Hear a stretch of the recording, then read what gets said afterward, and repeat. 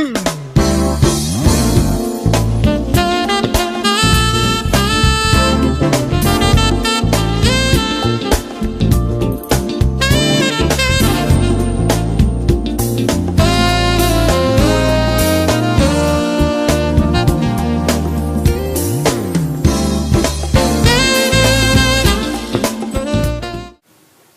días, buenas tardes o buenas noches, dependiendo de la hora en que nos estén viendo y el lugar donde nos estén sintonizando.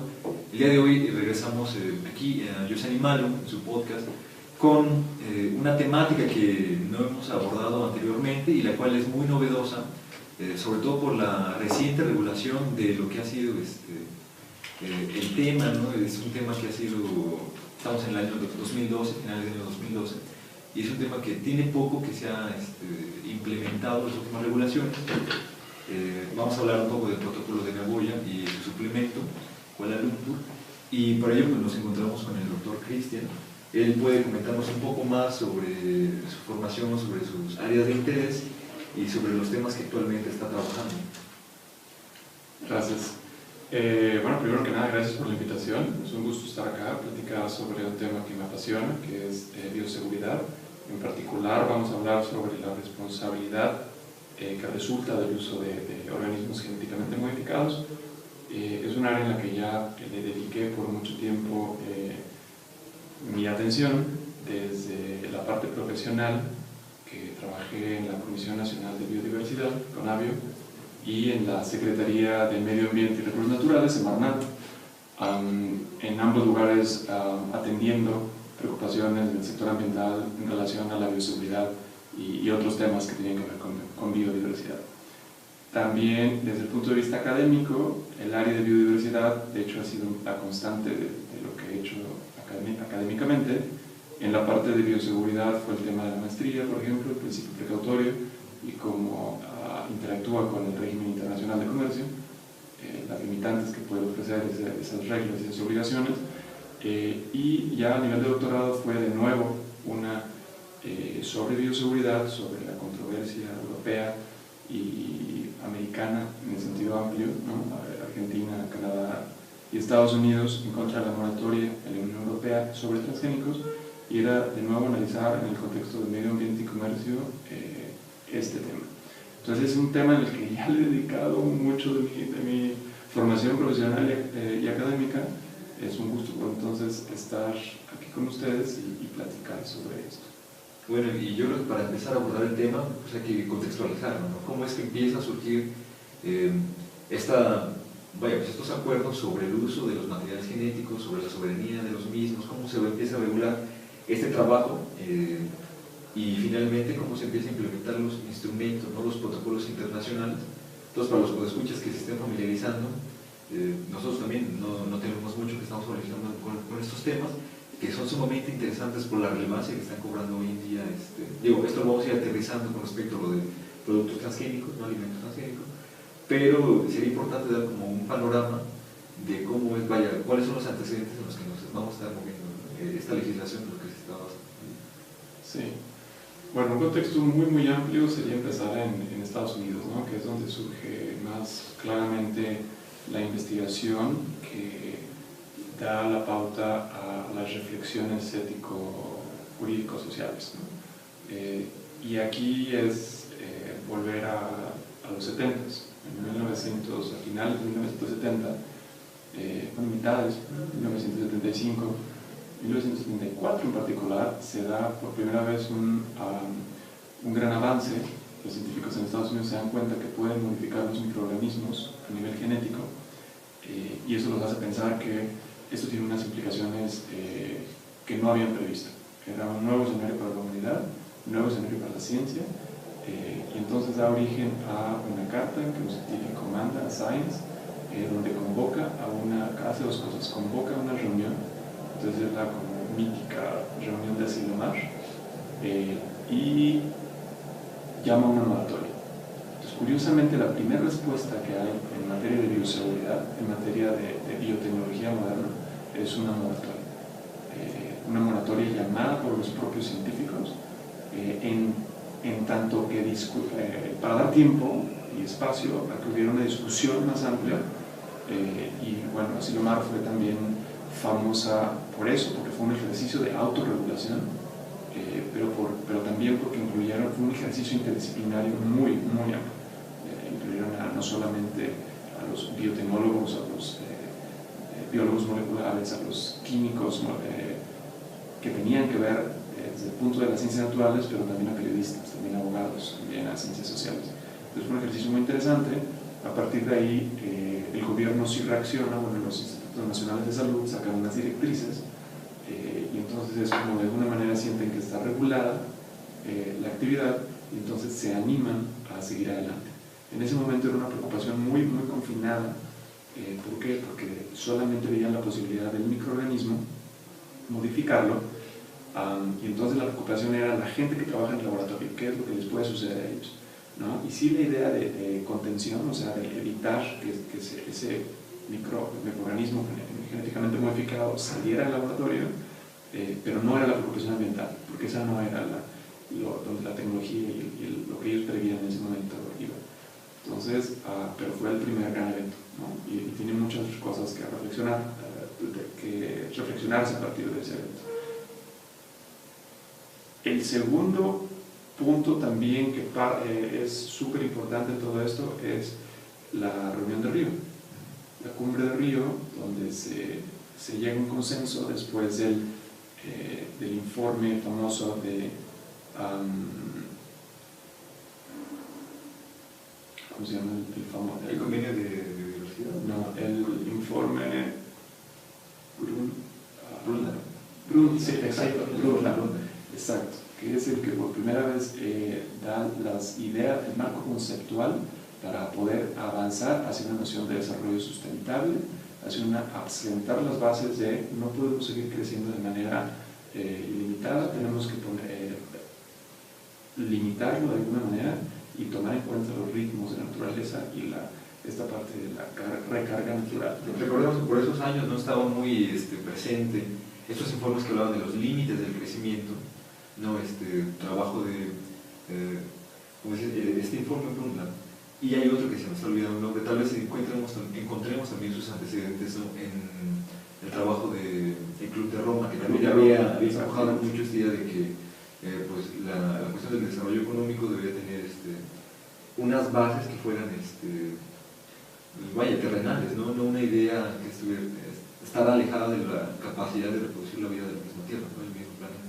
Exactamente. También cabe mencionar que el informe Brundtland fue el primero que se empezó a meter en esas cuestiones de generaciones futuras o generaciones venideras, precisamente en lo que es el desarrollo sostenible, ¿no?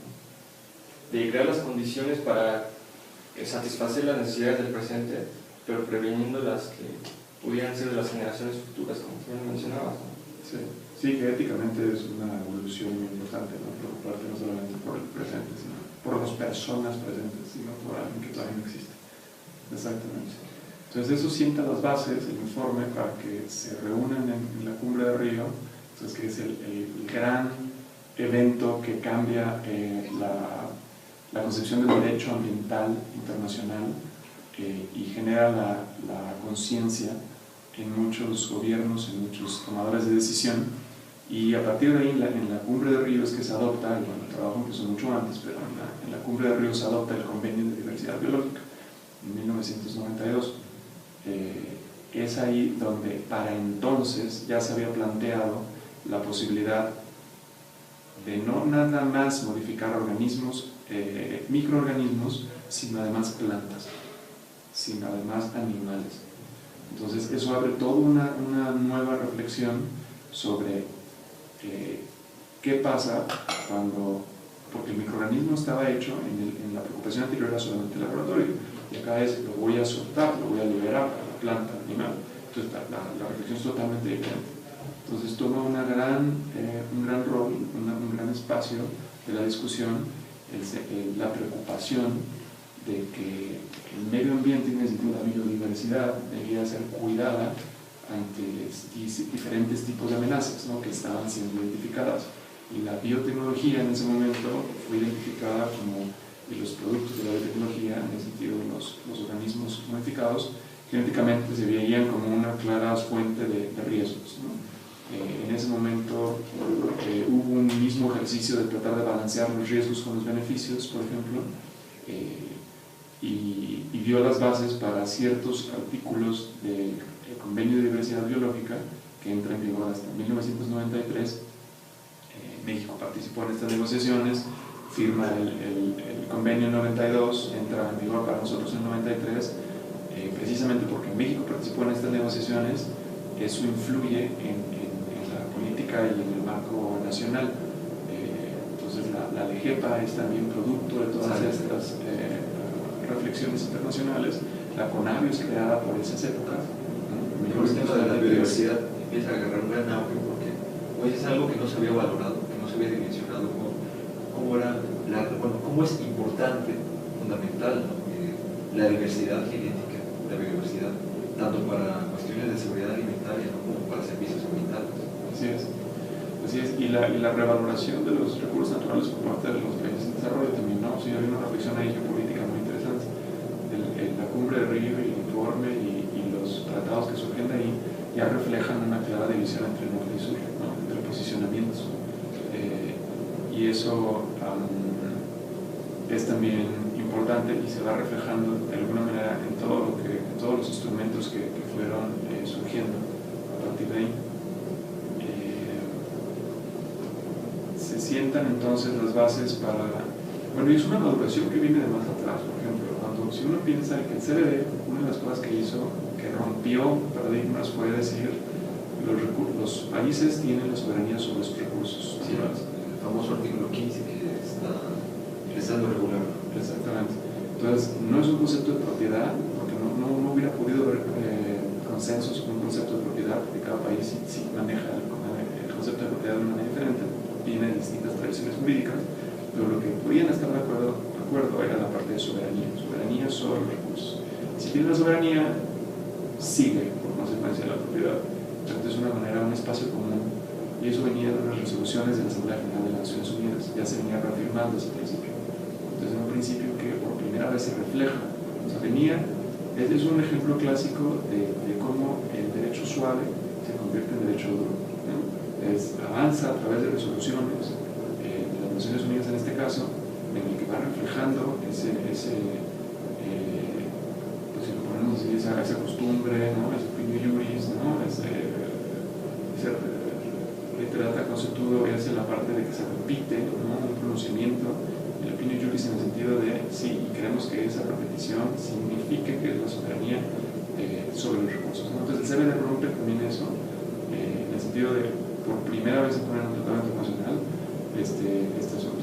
Y eso es importante porque define el posicionamiento de los países. Entonces los países se empoderan de alguna manera, los del sur, y adoptan posiciones muy particulares en el tema de bioseguridad y en el tema de acceso a recursos genéticos.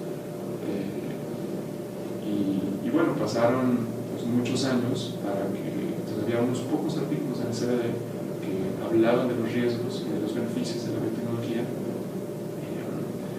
Hubo eventos desde ese momento, o sea, fundacionales, en ese momento fundacional, que definirían también las discusiones como ahora hablamos de instrumentos que resultan de ahí, por ejemplo, que Estados Unidos no quiso ser parte del CBD, ¿no? Y que a la fecha no es. Te digo, es el país en el cual se desarrolló una de las más grandes investigaciones biotecnológicas, ¿no? A nivel mundial. Sí. O sea, hay sedes muy importantes de investigación. Entonces, yo pienso, ¿no? Que al manejar esto, como tú dices, ¿no? En el código en el convenio de biodiversidad, ya se mencionaba que podría haber riesgo de la liberación de organismos genéticamente modificados, ¿no? Eso puede implicar tal vez límites, ¿no? En la investigación, la experimentación, pero sí, entonces ahí se dividió muy claramente nosotros tenemos la tecnología, el norte y el sur tienen los recursos, ¿no? Y eso ya se refleja acá hasta los instrumentos que tenemos acá. Entonces, si podemos ir entrando también en la presentación de diapositivas para ir contextualizando, entonces tenemos acá el Convenio de Diversidad Biológica, ¿no? Entonces en 1992 se adopta, a partir del cual en relación a biotecnología derivan dos instrumentos importantes, dos temas, dos áreas. Uno es bioseguridad, el cual el protocolo de Cartagena sobre seguridad de la biotecnología del Convenio de Diversidad Biológica adoptado hasta el 2000, ¿no? Es lo que tarda esas negociaciones en poder madurar un consenso para poder todos sentarse en la mesa y hablar de temas económicos. El otro tema, que está al final del movimiento acá, pero es una, en bioseguridad surge un protocolo y tarda otra década para poder sentarse y llegar a un acuerdo sobre un tema particular que no se logró negociar al momento de adoptar el protocolo de Cartagena.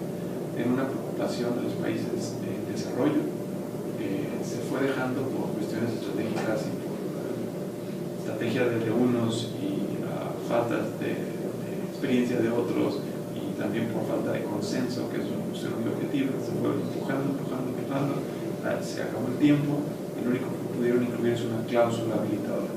Entonces surge este protocolo hasta el 2010. El otro tema es el de acceso a recursos genéticos, del cual también el mismo año, 2010, fue un año muy activo en el tema de desarrollos regulatorios bajo el convenio bajo el CBD, que es el protocolo igual de Nagoya. Uno es Kuala Lumpur para distinguir la responsabilidad ambiental y el otro es protocolo de Nagoya sobre acceso a recursos genéticos. El tema acá, lo curioso también era resaltar aquí la imagen de las muñequitas estas Matrushka, ¿no? Porque era lo curioso. En términos de derecho internacional, se hizo una reflexión interesante en que la Convención de Viena sobre el derecho a los tratados no contempla una jerarquía entre tratados. Todos son tratados internacionales. Todos son, en ese sentido, la división entre tratado, convenio y protocolo no es relevante. Entonces es un nuevo desarrollo del derecho internacional el crear estas jerarquías y porque es muy claro que el convenio, el protocolo grande, el protocolo de Cartagena, depende del convenio de diversidad biológica, depende en términos de su secretariado, depende del ámbito de aplicación, depende de las partes. No puede, Estados Unidos, que no es parte del CBD, no puede ser parte del protocolo de Cartagena. Entonces hay una serie de cuestiones estructurales que van atando y creando nuevas formas de hacer derecho internacional. El derecho internacional ambiental ha roto muchas formas de hacer derecho internacional.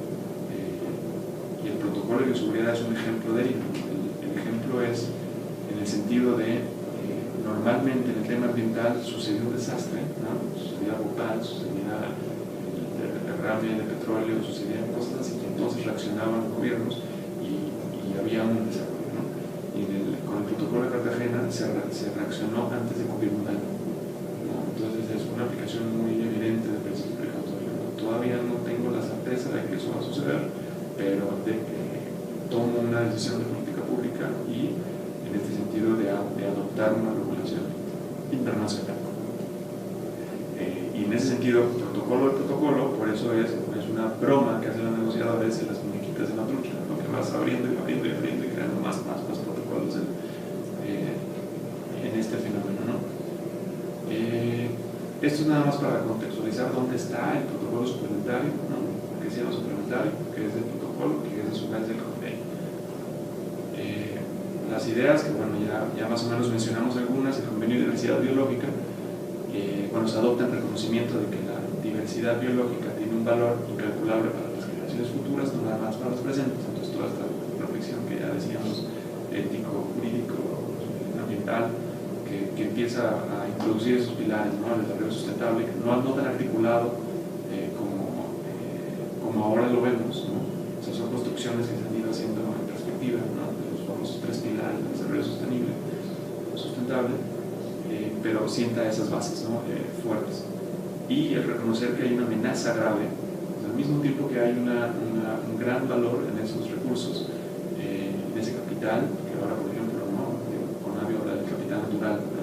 Es otra forma de entender ahora los recursos que están bajo amenaza, ¿no? Por distintas causas. Entonces, irlas empezando a identificar un enfoque sobre especies, ¿no? Se va moviendo en materia ambiental, de especies, ecosistemas, sienta las bases para poder hacer todas estas reflexiones. Entonces decíamos el protocolo de Cartagena busca proteger entonces la diversidad biológica frente a ciertos tipos de causa, ¿no?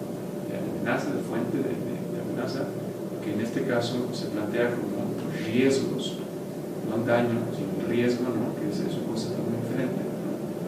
riesgo, la probabilidad del daño, que es muy diferente a hablar de daño, entonces es toda la perspectiva de riesgos de los organismos vivos modificados genéticamente, que es una diferencia sutil con genéticamente modificados y que resultan de la biotecnología moderna.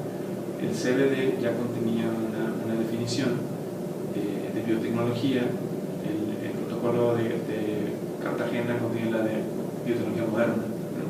Y esa es muy importante porque se ha permeado en muchos otros foros. La Organización Mundial de la Salud adopta esa definición de biotecnología moderna, que es más entendida como ingeniería genética, como biología molecular, a ese nivel de genes, la manipulación. Entonces eso es lo que es biotecnología moderna. Porque si no, biotecnología es, pues en general, y la explicación siempre es el vino, es el pan, es el queso, ¿no? Y eso nos acompaña con la humanidad, ¿no? Entonces hablar de biotecnología tendríamos que decir siempre la hemos tenido, ¿no? Con un distinto nivel de conocimiento, pero finalmente manipulación de organismos vivos para productos que nos sirven al hombre. Entonces, bueno, datos acá se adopta en el 2000, entra en vigencia en 2003, y este tipo de instrumentos generalmente vienen atados, obviamente en el derecho internacional lo que importa mucho es el consentimiento de los países, que está reflejado en que normalmente, últimamente, el poder ejecutivo, ¿no? la distribución de poderes en un país va a significar que el presidente, el poder ejecutivo va a firmar el tratado y después va a ratificarlo el Congreso, ¿no? el que tiene entonces la construcción esta de la representación popular. Entonces, casi siempre tiene la construcción, la regla de que una vez que se firma y una vez que cierto número de ratificaciones se acumulan, entonces empieza un plazo para entrar en vigor. Y en este caso el número fue 50. Acá es importante nada más resaltarlo porque el otro protocolo suplementario tiene una regla diferente. Y bueno, en el tema de responsabilidad no se alcanzó, como decíamos antes, a negociar el tema, y lo único que pudo introducirse en el texto fue una cláusula limitadora. Lo que significa es, nos vamos a sentar a negociar este tema y es una obligación, y es un plazo, tiene un plazo para hacerlo. Un plazo que tuvo que ser ampliado, pero estableció una pauta de actuación.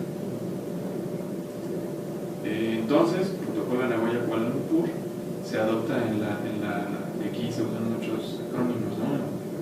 Tanto en bioseguridad como en recursos genéticos, el COP-MOP, ¿no? 5, que significa la conferencia de las partes, y el otro es reunión de las partes, ¿no? O sea, es lo que refleja exactamente cómo están unidos el CBD y el protocolo. Es la conferencia de las partes del protocolo actuando como reunión de las partes o sea, conferencia de las partes del CBD actuando como reunión de las partes del protocolo. La MOP es la parte del protocolo. Se firma el 7 de marzo del 2011 y se abre firma son un año básicamente, del 2011 al 2012, van 53 signatarios de este protocolo suplementario, y la regla que les comentaba es de 40. Entonces aquí decidieron bajarlo, es para que entre más fácil en vigor. Y bueno, ¿qué vamos? Vamos en 6, ¿no? Al día de hoy hay 6 países que ya firmaron el protocolo que una vez que entre en vigor ya es obligatorio para ellos, ¿no? Entonces es la regla. Sí, entre estos países se encuentran de diversos continentes, o se están concentrando en Europa. Se están concentrando en ese sentido en Europa. Países escandinavos y Europa del Este, que de hecho ahorita vamos a poner ahí la reflexión de cuáles son y cuál es su rol en esto que platicábamos, de que en este tipo de negociaciones siempre se dividen entre o norte-sur, o exportadores, importadores, o usuarios, proveedores, ¿no? En el tema de acceso a recursos genéticos es muy claro que son usuarios, proveedores, ¿no? Proveedor del recurso, ¿no? que alguien va a venir a accesar, o que yo lo voy a enviar, y usuario que tiene la tecnología para aprovechar, ¿no? Y en el tema de bioseguridad es importador-exportador, básicamente. Desde dónde sale el OGM, la planta modificada genéticamente, el cultivo modificado genéticamente, y quién lo va a importar, ¿no? Entonces el posicionamiento. Y es interesante ver quién, digo, eso lo tuvo claramente los grupos de negociación del protocolo, pero además en las negociaciones del suplementario, y en la forma en cómo, que además va cambiando, ¿no? Eso es bien interesante. Brasil es un ejemplo clásico de eso y vamos a hacer la reflexión. Entonces, ¿qué hace el protocolo de Nagoya, Kuala Lumpur? Es proporciona las normas y procedimientos a nivel internacional en el tema específico de responsabilidad y compensación resultante de los organismos vivos modificados. En particular va a ser del movimiento transfronterizo, ¿no? Las uniones que tiene que haber en relación al ámbito de aplicación del protocolo.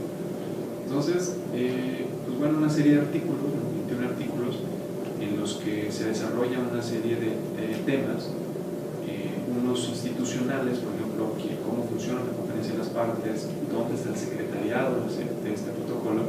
Aquí el derecho internacional ambiental también rompió también esos paradigmas, porque no existían antes, ¿no? Antes se firmaban tratados internacionales y no existía un cuerpo que lo administrara, ¿no? Entonces el derecho ambiental crea los COPs, ¿no? Como forma periódica de reunir y de administrar, y un secretariado, ¿no? Y además crea la cosa esta de tener un cuerpo principal y anexos, ¿no? Entonces hay una serie de cosas interesantes que se van replicando y va en continua evolución y se van reflejando muy claramente aquí con estos protocolos. Hay otras cosas sustantivas, ¿no?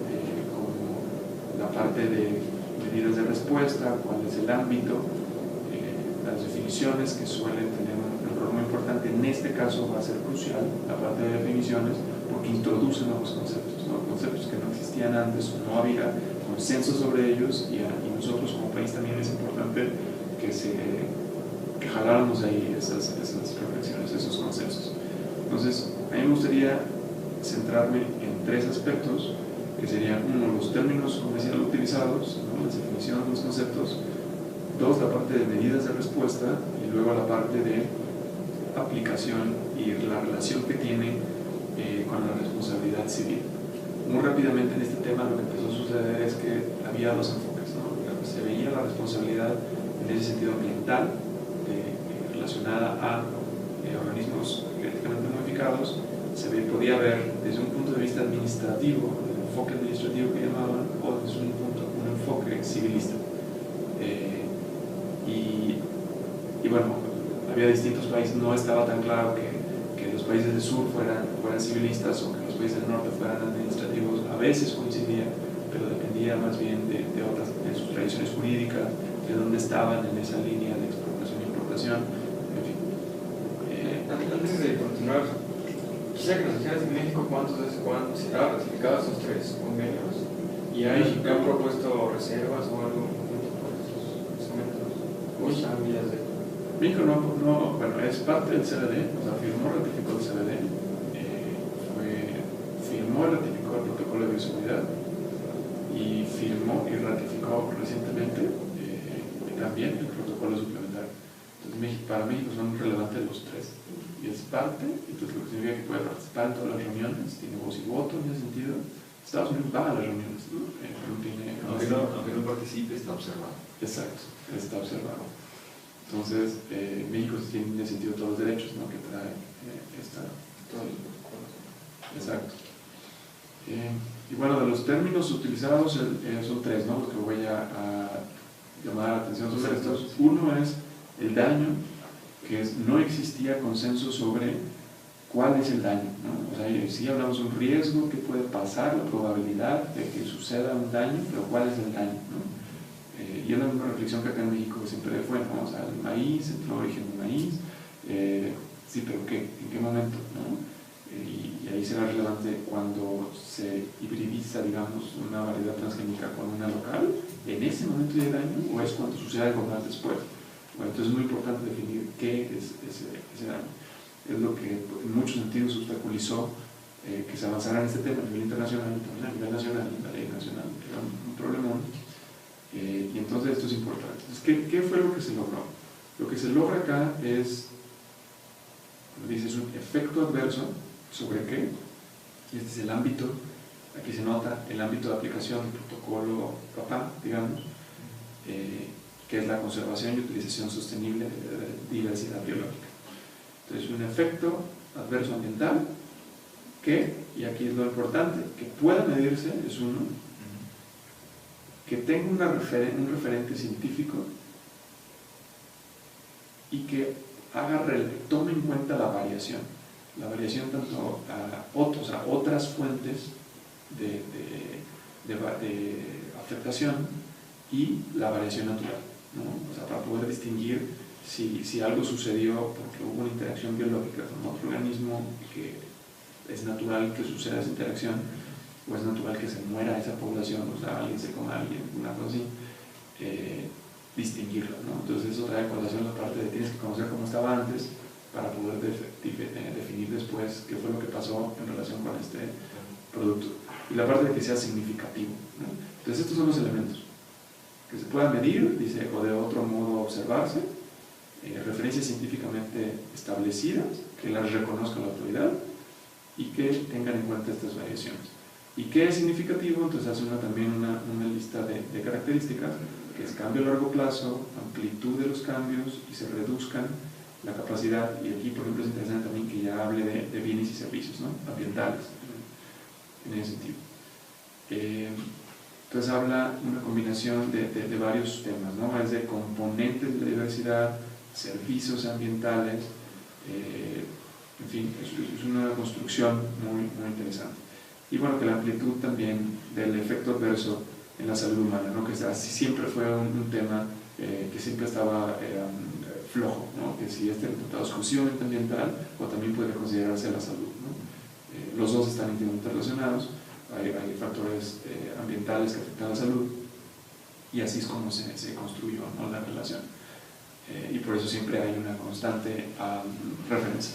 El otro punto es el del operador, la definición de, o sea, esto es el canalizar la responsabilidad hacia identificar en la cadena de agentes relevantes, de actores, quién es el que puede definirse como operador. O sea, sí podía haber un consenso más o menos claro de que sea el operador, el que tenga control, ¿no? Que es el punto que es importante, cualquier persona que tenga control, es directo o indirecto del organismo. Y después la lista de quiénes pueden ser operadores, ¿no? Entonces ya dice, según proceda, lo determine la legislación nacional, aquí se nota el juego constante de lo que se fijó a nivel internacional y lo que se dice lo mandó a legislación nacional, ¿no? Es el juego constante de darnos esa prerrogativa a nosotros para decidir algo, ¿no? Entonces aquí es, según lo determina la legislación nacional, sea el titular del permiso, la persona que lo colocó en el mercado, el desarrollador, el productor, que esos son términos un tanto más comerciales, y estos son más legales, el notificador, ¿no? Bajo protocolo, el exportador, el importador, que es el juego de movimiento transfronterizo, son los actores legalmente que se reconocen, el transportista, esto ya es una vez que se introduce, porque la clave acá es que es resultante de un movimiento transfronterizo, entonces esto se va a mover, esta mercancía, entonces esta mercancía es transportada, en ese sentido por eso también es un actor relevante, igual el proveedor. Entonces esto es muy importante porque, por ejemplo, a nivel nacional, pues siempre va a decir la regla el que causa un daño, ¿no? Y esto ya lo concretiza, ¿no? Ya da ejemplos muy claros, indicación de por dónde puede venir la atribución de responsabilidad. Luego el tercer elemento que es muy importante es el de medidas de respuesta, porque define, y ahí hay un calificador que es acciones razonables, ¿no? El tipo también refleja las negociaciones que hubo en ese sentido, pero bueno, lo importante es para prevenir. Para mí son lo más importante es prevenir, mitigar y restaurar. Entonces, y sobre todo la parte de restaurar, es muy importante que, bueno, el criterio de restauración normalmente contempla la parte de dejar las cosas como estaban antes, ¿no? Esa es siempre la primera intención, en cualquier forma de responsabilidad. Primero, trata de que lo dejes como estaba antes, y si no, entonces ahí es donde viene la sustitutiva. Exacto. Entonces aquí el gran avance es de que contempla la restauración por medio de la sustitución de la pérdida de la diversidad biológica, ¿no? Entonces esto es muy importante porque eso sí cambia la manera de entender. A nivel nacional también cabe hacer esa reflexión, si estamos caminando hacia allá o no. En ese sentido esto es importante porque a nivel nacional a mí me tocó ser parte de asesorar a la delegación mexicana y hubo momentos en los que no estaba claro, los posicionamientos a nivel nacional no estaba claro si iba a ser en el sentido de tenemos nuestra legislación de tal manera y queremos que lo que vamos a ir a aceptar allá o a empujar allá sea lo que ya tenemos, o si lo que tenemos es insuficiente y lo que queremos es buscar un cambio a través del Tratado Internacional. Es una reflexión muy interesante en términos de balance de poderes y de distribución, ¿no? ¿Por qué? Porque cómo se forman los tratados internacionales en México, pues básicamente los negocia totalmente el Poder Ejecutivo, los firma, se los pasa al Senado, en el sentido del Congreso, y es di sí o no, pero no pueden hacer observaciones.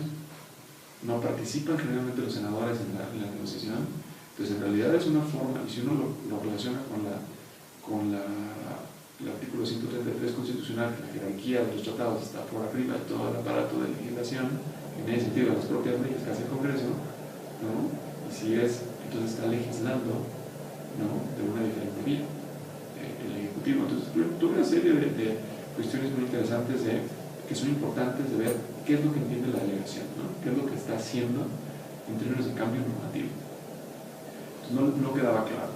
Y no todo el mundo estaba de acuerdo en nuestro sistema, cuáles son las características del sistema que tenemos, cuáles las características de la LGEPA, ¿no?, de la Ley General de Equilibrio Ecológico, de Protección del Ambiente, y la Ley de Bioseguridad, ¿no? ¿Qué sistema están siguiendo? ¿Qué enfoque? Porque esto lo que está muy claramente siguiendo es un enfoque administrativo, no es el enfoque civilista. Entonces, si vemos los artículos, incluso la distribución de artículos, es solamente un artículo que habla ya muy concreto de cuál es la relación de esto que estamos hablando con el sistema civil.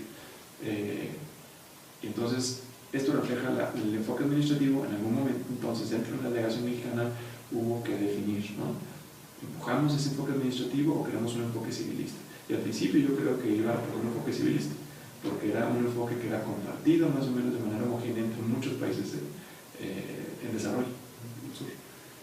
Así que yo creo que existió esa tentación. Hubo momentos de reflexión importante en los que hubo que aclarar que no, que en realidad, por ejemplo, la LGEPA sigue un enfoque administrativo, ¿no? Sí tiene por ahí una referencia a un enfoque civil, pero no es la mayoría del caso. Entonces, bueno, esto era muy importante, por eso insistir en esta parte.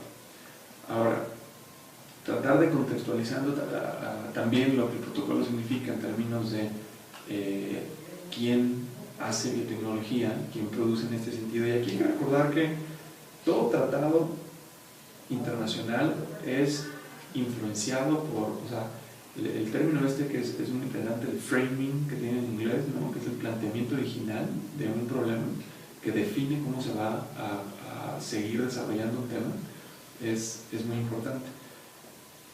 El protocolo está pensado para plantas. Claro. O sea, es básicamente esa preocupación. Y entonces se empieza a mezclar, por ejemplo, con otros conceptos que tienen que ver con las plantas. Entonces, con los cultivos. Entonces, por ejemplo, tenemos la noción, ahorita vamos a entrar a esa parte del concepto de centro de origen, ¿no?, que es un concepto evidentemente más agrícola que ambiental.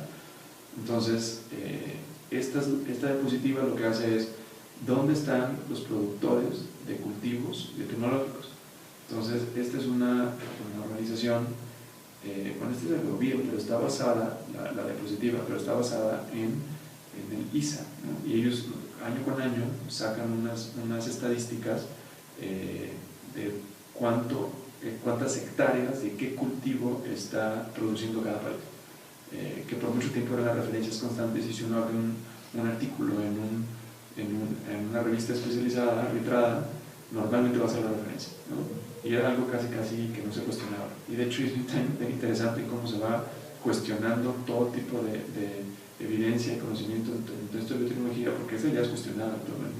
¿Desde dónde sacas esas cifras?, ¿no? Y eso ya pasó en México. Una divergencia en su momento de las hectáreas de algodón era, a ver, ¿cómo que estamos sembrando tantas, ¿no?, de algodón? Cuando, de hecho, se supone que estamos a nivel experimental. Y tenemos, el número era 100.000 hectáreas, ¿no? Entonces, ¿cómo?, ¿no? Entonces empezó a notarse que había divergencias. Una cosa es, ¿y de dónde obtienes la información? Entonces, por ejemplo, lo obtenían de los permisos. Entonces, pero lo que dice el permiso que estás autorizado a liberar no siempre coincide con lo que efectivamente en la realidad se libera. Entonces, es una cuestión muy interesante también de ver ahí qué evidencia se maneja, qué para hacer este mapeo que estás mencionando. Sí, y una reflexión epistemológica, ¿no? De manejo intencionado del conocimiento. Entonces, bueno, ¿quiénes? Aquí son 29 países, creo, que están acá ordenados, ¿no? De manera descendiente. Entonces, Estados Unidos está a la cabeza con 69, 70 millones de hectáreas de diversos cultivos, y bueno, se va ordenando en esa organización. Y tenemos acá, entonces, ¿dónde están estos 6, ¿no? Que ahora son parte, que son México, República Checa, Suecia, Siria, Latvia y Noruega? Entonces decía, bueno, Noruega, Suecia, entonces estamos hablando de países escandinavos, República Checa, Latvia, más Europa, ¿no? Y bueno, México es en ese sentido el único de este lado del continente. Y bueno, ¿dónde están esos, no? ¿Cuál es su rol? Entonces, si uno ve ahí, rol tienen México, Suecia y la República Checa. México está en el lugar 16, tiene 0.2 millones de hectáreas, de 2 cultivos en particular. Uno de ellos es claramente el algodón, es el mayor cultivo que se cosecha, siempre cosecha acá en México. Está Suecia y está la República Checa, que andan ya en los últimos lugares, ¿no? 22 y 27.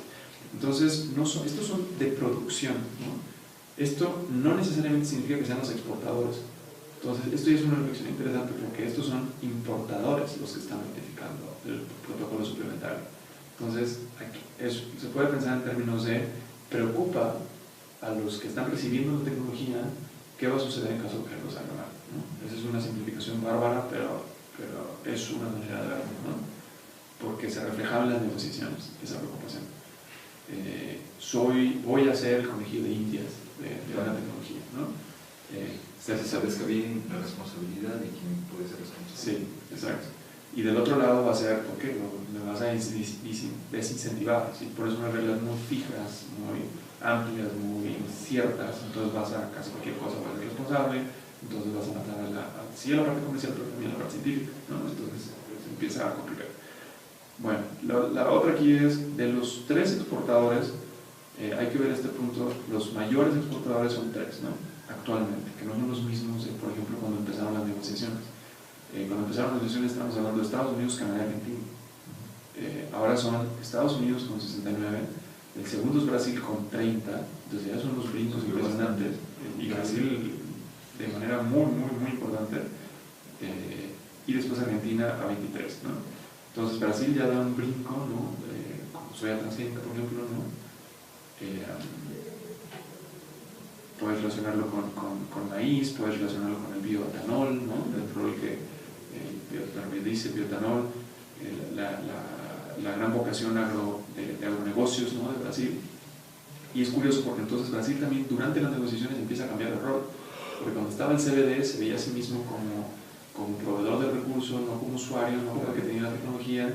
Cuando llega la parte del protocolo eso va cambiando, ¿no? Está entre parte de importador, empieza a experimentar también, ¿no? Empieza a experimentar por su cuenta, ya para cuando llegamos a la parte del protocolo suplementario ya tiene otra posición. En 10 años se volvió. Sí, entonces en posiciones muy concretas de etiquetado es muy claro que Brasil de repente ya lo veía por hacerlo y no se etiquetaba sin notificación, pero define cómo se refiere a él como etiquetado. Entonces empieza a ver muy interesante y es por eso importante verlo también constantemente en términos de la producción. Y bueno, ver que la brecha, ¿no? entre el primer lugar y el quinto lugar, Canadá, pues es bárbara, ¿no? 70 días, ¿no? Cuando Canadá era el segundo, ¿no? Y bueno, eso va cambiando. Entonces en México la otra relación acá importante, contextual que hacer es con los conceptos de país megadiverso y de centros de origen. Entonces los países megadiversos, bueno, el concepto de megadiversidad es donde coincide la mayor cantidad de biodiversidad en el mundo, ¿no? Entonces es una combinación de varios conceptos.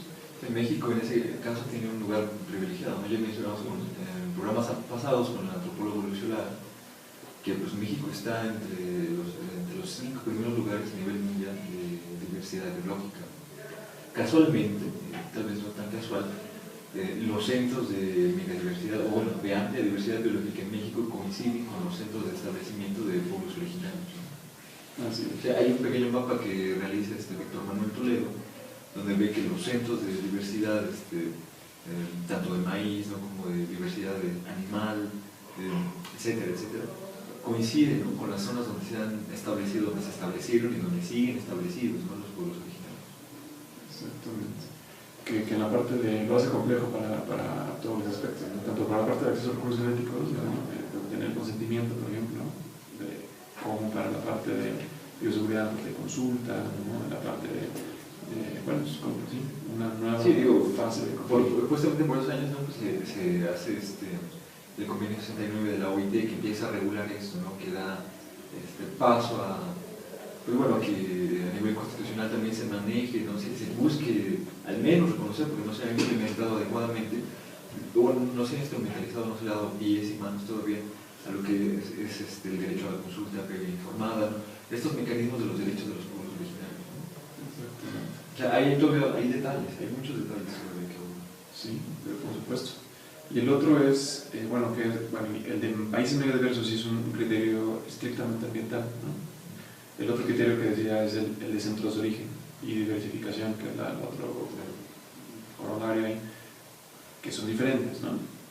Y centros de origen que también conceptualmente, pues, por ejemplo, es interesante, ¿no?, porque surge como un concepto mucho más amplio, ¿no?, con fronteras no tan bien definidas, ¿no? Entonces habla de el maíz es centro de origen de Sudamérica, no estrictamente México, ¿no? No, exactamente. Entonces son conceptos que surgen de manera distinta, pero es evidentemente agrícola, ¿no? Se retoma como ambiental porque hay una clara conexión, ¿no? O sea, si vas a proteger, o sea, el maíz también es un recurso natural, entonces es una preocupación por lo tanto ambiental también, pero sí es como importante definir que el núcleo de eso es agrícola, ¿no?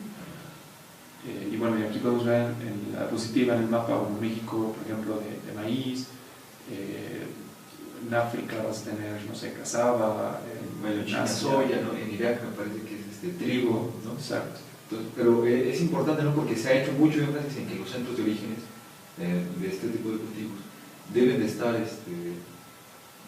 libres de una posible contaminación, porque al final de cuentas es el reservorio para los distintos trabajos que se han realizado, ¿no?, de aclimatar las semillas, de aclimatar los cultivos y llevarlos a otras latitudes. Sí. Entonces se ha hecho mucho hincapié en ellos.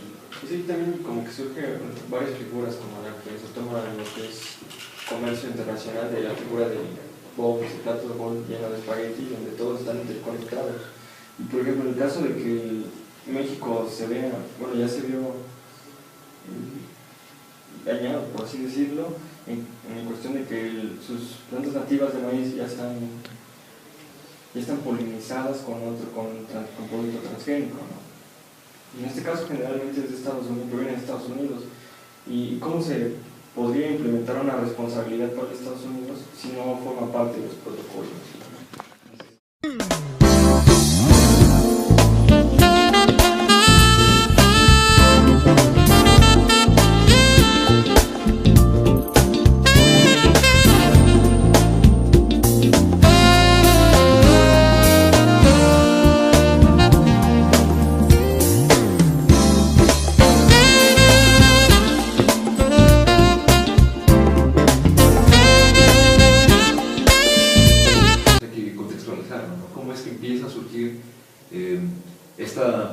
Estos acuerdos sobre el uso de los materiales genéticos, sobre la soberanía de los mismos, cómo se empieza a regular este trabajo y finalmente cómo se empieza a implementar los instrumentos, ¿no?, los protocolos internacionales.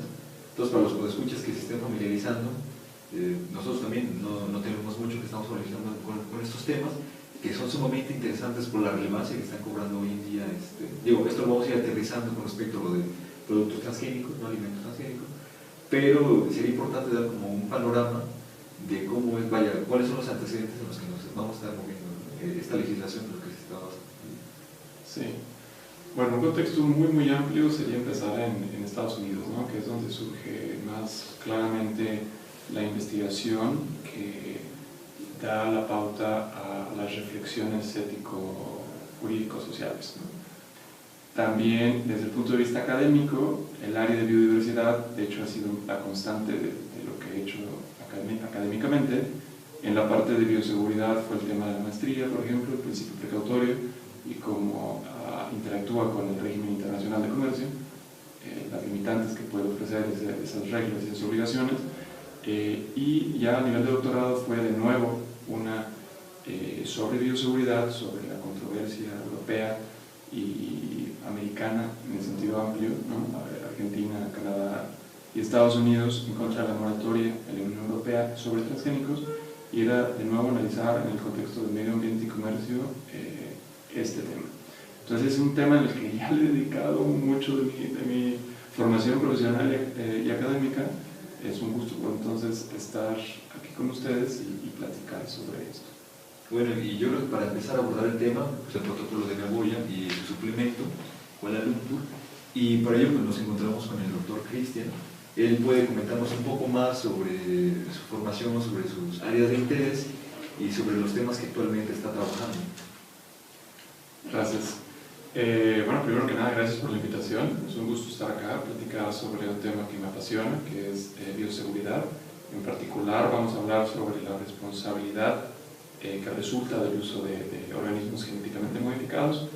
Es un área en la que ya le dediqué por mucho tiempo mi atención, desde la parte profesional, que trabajé en la Comisión Nacional de Biodiversidad, CONABIO, y en la Secretaría de Medio Ambiente y Recursos Naturales, en Marnat, en ambos lugares atendiendo preocupaciones del sector ambiental en relación a la bioseguridad y otros temas que tienen que ver con biodiversidad.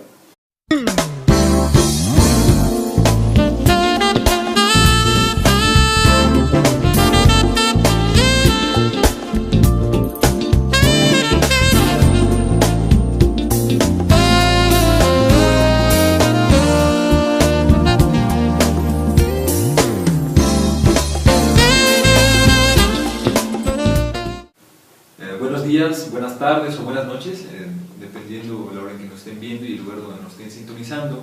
El día de hoy regresamos aquí a Yo Animalo, en su podcast, con una temática que no hemos abordado anteriormente y la cual es muy novedosa, sobre todo por la reciente regulación de lo que ha sido el tema, ¿no? Es un tema que ha sido, estamos en el año 2012, finales del año 2012, y es un tema que tiene poco que se ha implementado las últimas regulaciones. Vamos a hablar un poco de... Y aquí es volver a los 70s, a finales de 1970, mitades, 1975, 1974 en particular, se da por primera vez un gran avance. Los científicos en Estados Unidos se dan cuenta que pueden modificar los microorganismos a nivel genético, y eso los hace pensar que esto tiene unas implicaciones que no habían previsto. Era un nuevo escenario para la humanidad, un nuevo escenario para la ciencia, y entonces da origen a una carta que un científico manda a Science, donde hace dos cosas: convoca una reunión, entonces es la como mítica reunión de Asilomar, y llama a una moratoria. Entonces, curiosamente, la primera respuesta que hay en materia de bioseguridad, en materia de biotecnología moderna, es una moratoria llamada